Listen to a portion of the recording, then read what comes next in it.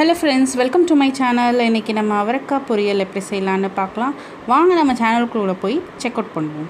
சேனலை first time பார்க்குறீங்கன்னா subscribe பட்டனை கிளிக் பண்ணிக்கோங்க. அப்படியே பக்கத்தில் இருக்கிற பெல் பட்டனையும் கிளிக் பண்ணிக்கோங்க. அப்போ தான் நான் போடுற உடனுக்குடன் நோட்டிஃபிகேஷன். அவரக்காய் பொரியல் செய்கிறதுக்கு நம்ம ஒரு கடாயில் 2 டேபிள் ஸ்பூன் எண்ணெய் ஊற்றிக்கலாம்.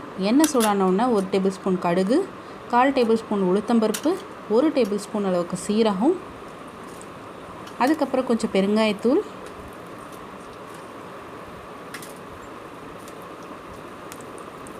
ஒரு கொத்து கருவேப்பிலை சேர்த்துட்டு அதிலெல்லாம் ஒரு தடவை வதக்கி விட்டுடலாம். நல்லா பொரியட்டும். ஒரு டேபிள் ஸ்பூன் அளவுக்கு பூண்டு சின்னதாக நறுக்கி சேர்த்துக்கணும். நல்லா ஒரு வாட்டி பொரிஞ்சு வந்ததுக்கப்புறம் நம்ம ஒரு பெரிய வெங்காயத்தை சின்னதாக நறுக்கி அதை சேர்த்துக்கணும். வெங்காயம் நல்லா வதங்கிறதுக்கு 1/4 டேபிள் ஸ்பூன் உப்பு சேர்த்துக்கிட்டிங்கன்னா கொஞ்சம் சீக்கிரமாக வதங்கும்.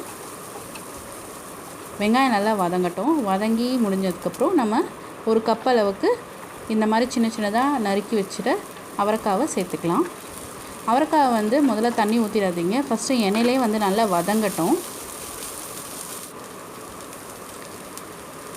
இப்போது டிஷ்ஷுக்கு தேவையான அளவுக்கு உப்பு சேர்த்துக்கோங்க.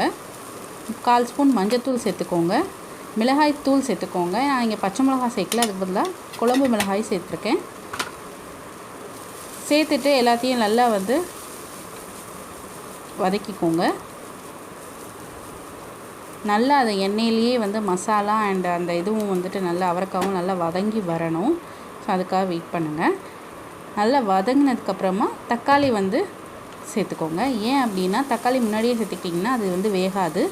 ஸோ அதனால் ஒரு வாட்டி வதங்கினதுக்கப்புறமா நம்ம தக்காளி சேர்த்துக்கணும்.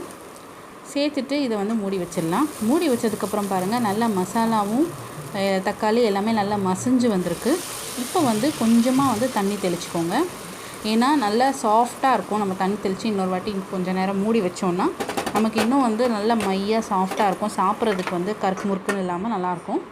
ஒரு 5 மினிட்ஸ் கழித்து பார்த்திங்கன்னா தண்ணியெல்லாம் அதை எடுத்துகிட்டு நல்லா ட்ரை ஆகி சூப்பராக வந்திருக்கு பாருங்கள். இது நீங்கள் சப்பாத்தி அண்ட் ரசம் இல்லாட்டி வெரைட்டி ரைஸ் அதோடு நீங்கள் கொடுத்து விடலாம் குழந்தைங்களுக்கு. ரொம்ப டேஸ்ட்டாக இருக்குங்க. இந்த இது நீங்கள் செஞ்சு பாருங்கள். ஏன்னா அது ரொம்ப ஹெல்த்தியாக இந்த வீடியோ உங்களுக்கு பிடிச்சிருந்தா லைக்கும் ஷேரும் பண்ணுங்கள். மறக்காமல் நம்ம சேனலை கமெண்ட் பண்ணுங்கள். சப்ஸ்கிரைப் பண்ண மறந்துடாதீங்க. அவ்வளோதான், சூப்பரான அவரைக்காய் பொரியல் ரெடி ஆகிடுச்சு. இதை உங்கள் வீட்டில் ட்ரை பண்ணி பாருங்கள். தேங்க்ஸ் ஃபார் வாட்சிங்.